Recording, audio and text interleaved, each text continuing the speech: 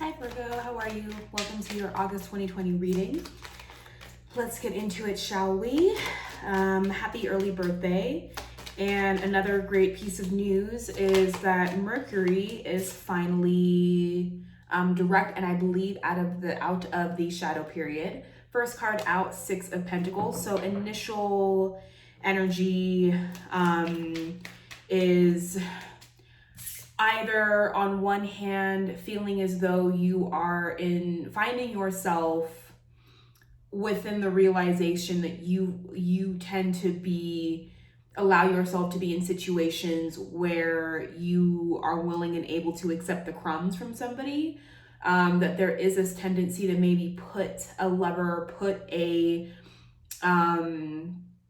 somebody who you deem to be more put together than you, more mature than you, more successful than you, right? That there's a tendency of putting people who in your mind you've put on a pedestal on, with great power in your life, right? And these people also hold access to resources for you.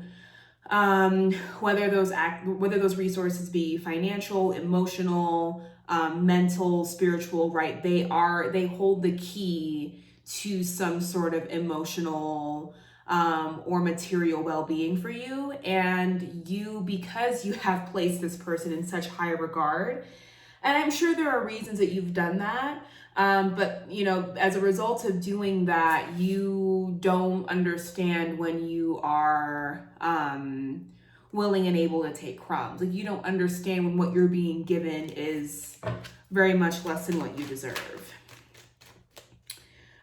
This could also be you. It could be backwards, right? It could also be you who is holding a great amount of importance in someone's life. And from what it looks like, could potentially be a Scorpio who, them showing up as the Death card, them showing up as, in my mind, in my interpretation, the highest sort of iteration of Scorpio in the deck as the Death card, that you have in fact sort of given this person a lot of power. Not that you've actually given them tangible power, but that you have created sort of like this larger than life idea of who they are. And we have the Tower next to it. So I feel as though whoever this Death card represents, if it's a Scorpio, if it's somebody with a lot of strong Scorpio placements, whoever it is, they kind of came out of nowhere. And it feels that before you could even really get your footing with them, you found yourself in this energy of the Tower. Like, the Tower for me can also mean falling for somebody very quickly, but before like really being able to create a foundation in the relationship. Doesn't mean that a foundation can't be created, but it basically just to me indicates that the falling part kind of came or is coming before the part where you like create a solid foundation with somebody. So let's keep going. Knight of Swords. Whoever this person is, they are coming at you very strong. They are definitely making themselves known to you. They already have. They are, part of what's very charming about them is their words, is about how they're able to use language to sort of lure you in. I think that this can also represent you moving towards this figure very aggressively. Hence the Tower card, right? That things are moving pretty quickly, pretty aggressively. But I'm not sure that what this person has to say, this Knight of Swords has to say, like, it's going to hurt, is the feeling that I'm getting. It has a potential to really do some potential damage. Be careful with your words, especially if you are needing to address a Scorpio.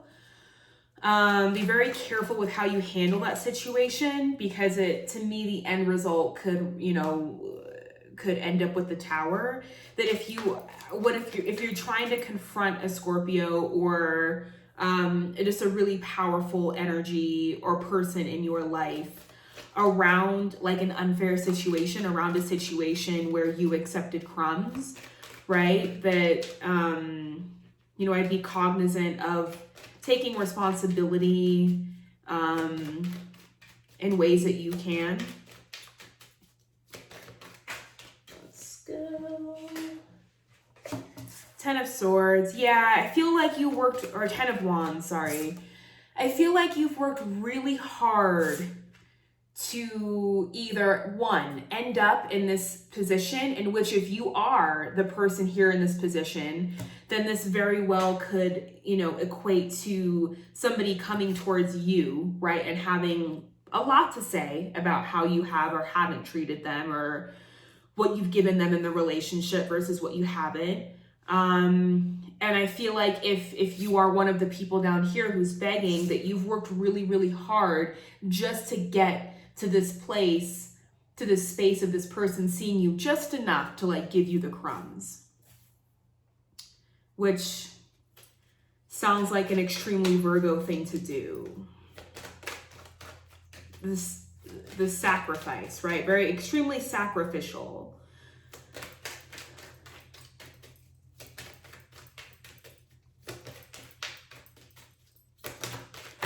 You know, the Tower and the Death card could also very much mean, you know, that Leo season is bringing forth a period of time of great upheaval for you, that things are changing, things are transitioning.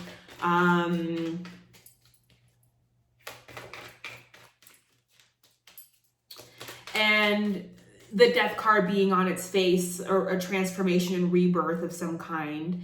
But there can be potentially an air sign in your midst who is not so happy, or isn't so, they were getting pretty comfortable with dealing, could be a Gemini, right? They were getting extremely comfortable with how the relationship between you and them was set in a certain way. And so I feel like if you are in a place where you've gone through this Tower moment, you're changing or rebuilding, and you've left behind some old relationships, some old friendships, be prepared for people to want to come swooping in, right? And burden you with sort of going back to the way that things were, and you don't have to at all. This Knight of Swords feels extremely self-righteous, and not at all sort of willing. Here you are, the Hermit. Yeah, I feel as though there is a part of you with the Hermit next to the Six of Pentacles here. I'm definitely picking up on a newfound awareness or realization around this dynamic, right? And this dynamic, it can be love related, it can be work and career related. I'm getting the feeling that it's very much, that it's also doesn't, for some of you, it may not have to do with one particular person, but it's more so speaks to a larger pattern in your life of like entering into situations where crumbs is what you're willing to accept. And so I think the Hermit coming up here is trying to remind you of that which you are best at, right? That you are best at in the process of the sacrifice, in the process of entering into a space of solitude and reflection, that you are able to look at the thing, right? That whatever this represents, you're able to look at the thing and you're really able to pick apart and pull apart where it is and isn't working.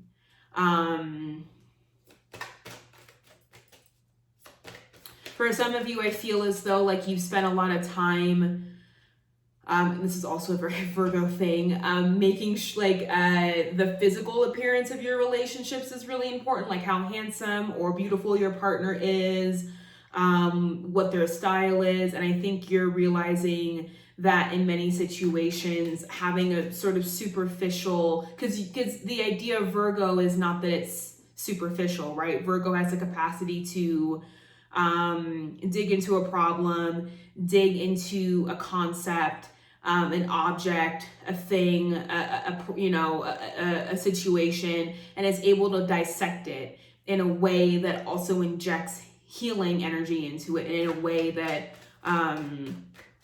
that builds it back up from the ground up so that it works properly. So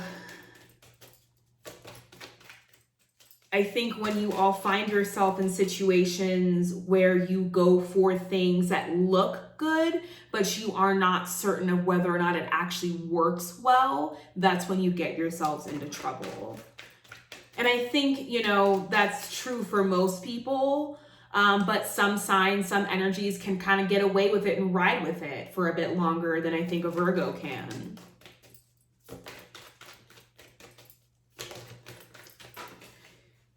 Yeah, so whatever this Tower moment here, I think being the Virgos that you are, right?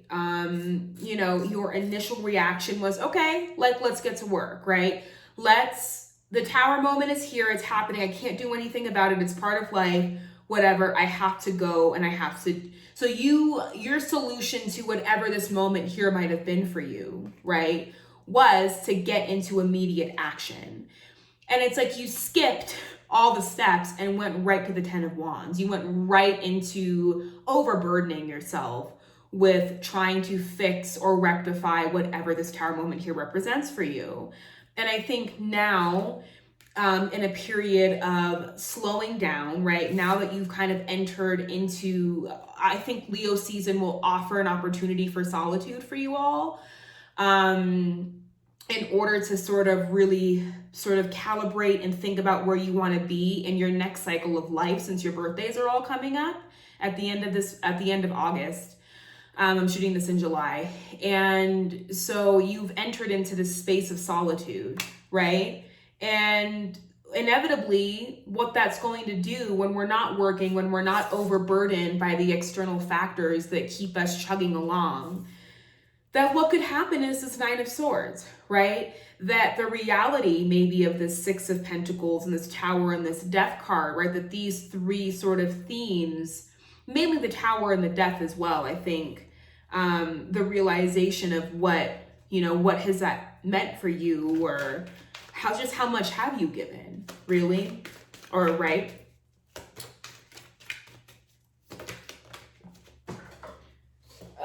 But not to worry, because Six of Wands, victory. I don't really see you all being here for too long. Virgo moons you all might have a little bit of a harder time moving through it, but nonetheless, I feel as though you get through it. And on the other end of the Nine of Swords is the Six of Wands, the victory card. Also being right underneath the Six of Pentacles here, right? So you are able to walk away, right, from a situation that has brought about great inequity, and also confusion, right? Because in your mind, you're like, well, if I'm showing up and doing all these things, right? If I'm showing up and overburdening myself, overworking myself, overextending myself, then I'm going to be able to get the prize, or I'm going to be able to get the thing, right? And that's the thing with self-sacrifice. Three of Cups, last card out. Let's turn this down. There we go. And that's the thing with overextending yourself, is what you're actually doing is you are just sort of allowing someone to receive or to get the best of you without them having to do much. And the best of you also involves you helping them. So at the end of this, we have Three of Cups, right? And so this is a much different energy than we started out with in the center. So in the beginning of the reading, we had the Six of Pentacles, where we have the same three people, right?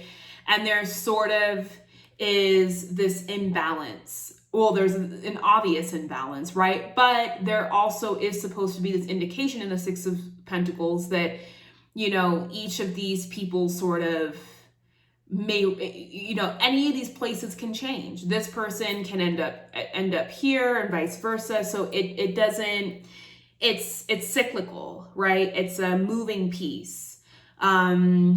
And now at the end of the reading, we come across the same three figures, and they've come together on equal ground, right? The foundation was leveled.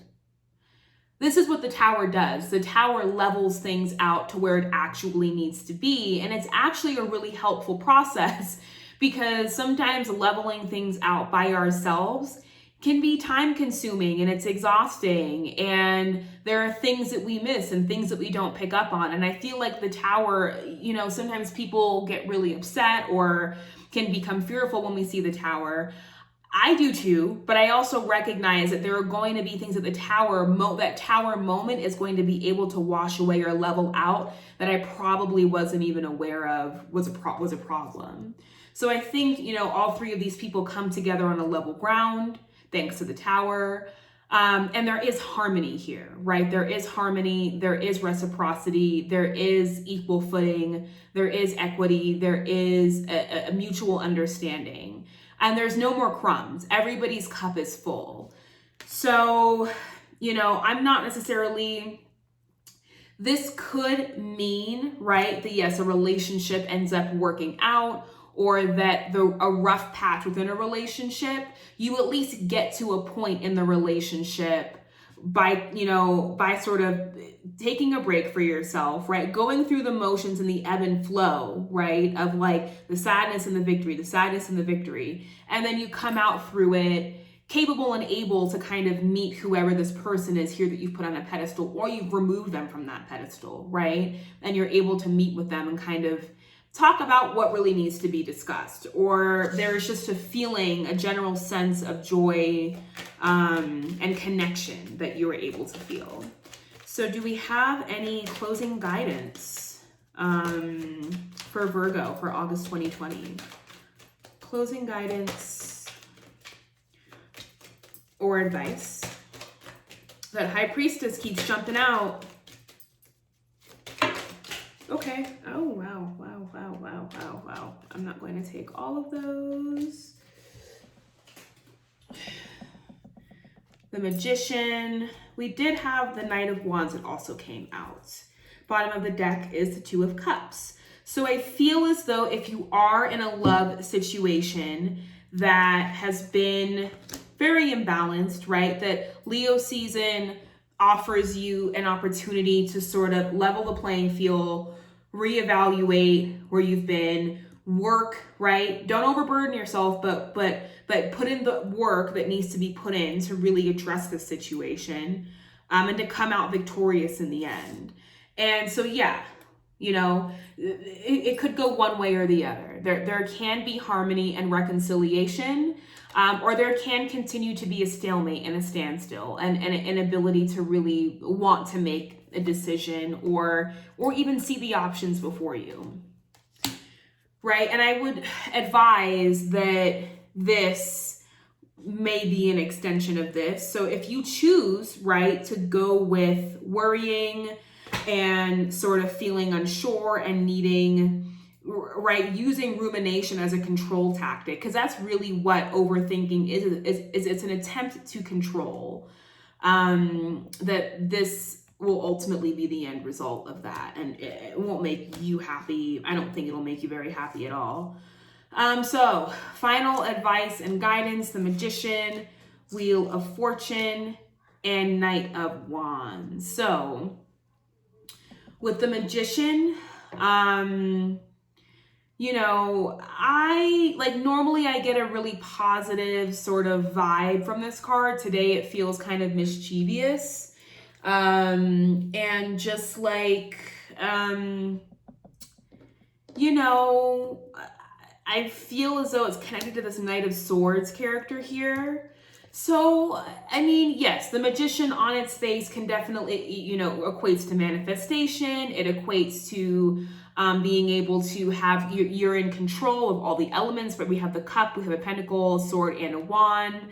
And so that you're able to really call forth and bring into fruition that with which you want to see happen. But I feel like this can also represent improper, like manipulation, right? Or improper use of that manifestation, or improper use of the energy of bringing things together. Interesting. Wheel of Fortune tells me and shows me that, right, the cycle shifts. There is a shift in the cycle, and you are able to sort of celebrate and move forward from whatever, this tower, 10 of wands, 9 of swords has created for you. That I think it very much reiterates the six of wands here for you. That there is a shift in things, that there is a change, right? And the magician with this hermit card here, I would even say that this magician transforms, this hermit transforms into this magician energy, which is then able to kind of take what they've learned, right? What they're gleaning here, what wisdom they're getting from the lantern, and sort of use it to their benefit to create a new reality, to create, a better relationship, better work environment. And the Knight of Wands, which, I feel like is a bit better than this Knight of Swords that we've gotten before. I would still say to be really weary of people who, because this Knight of Wands is running towards this Wheel of Fortune, running towards the fortune that's here in the center of this reading. So I'd be very careful of people who are suddenly feel very attracted to you, who suddenly feel as though they deserve access or feel entitled to you. Because good luck, right? Good luck and great power can equal people coming towards you, right? And that this Knight of Wands, though I feel is in the same sort of vein as this Knight of Swords, is much more charismatic, right? Is much more of a sweet talker, is much more of a, they definitely know how to get their way, know how to get what they want. And so I would just be really, like we talked about before, that you are in a process, you have either been through or about to enter into a process of major change. And through that change, you've thrived. I feel like the Magician and the Wheel of Fortune also definitely indicate being able to really take the reins as things are shifting, that your perspective around this Tower moment shifts into a Wheel of Fortune. And now we have people coming in from the outside, right? Could be this Knight of Swords again, who are very attracted to you. And I would just be really careful about letting, because this energy really isn't compatible with you. It's attractive to everybody. But is it really what Virgo needs to feel the security and the longevity that's necessary for them in a lot of areas of their lives? So, you guys want longevity. That's why there's such an emphasis on making sure that things don't just look good, but they operate really, really well. And they're foolproof, right? So, Virgo, that is your reading. For August 2020, I started a Patreon account where you can get like full moon, new moon readings. I'll be doing like social commentary videos, makeup stuff. And I'll probably be releasing stuff on my Patreon early, much earlier than it's going to be released on my YouTube. That's another thing I'm going to start doing. If you want to check my website, all the links are below. And yes, I hope you all are well, and happy Leo season and happy early birthday.